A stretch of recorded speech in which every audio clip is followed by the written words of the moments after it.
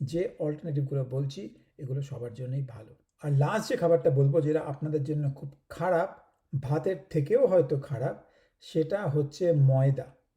এবার ময়দা যেটা আলট্রা প্রসেসড, আলট্রা রিফাইন্ড, এটা শরীরের মধ্যে গিয়ে খুব তাড়াতাড়ি গ্লুকোজ স্পাইক বাড়ায়, তাই ময়দার জিনিস খাওয়া কমাতে হবে।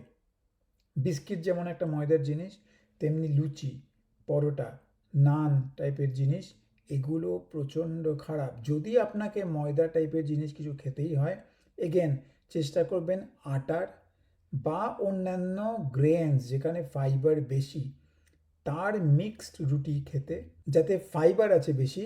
পারলে এর মধ্যে কিছু সিডস অ্যাড করে নেবেন।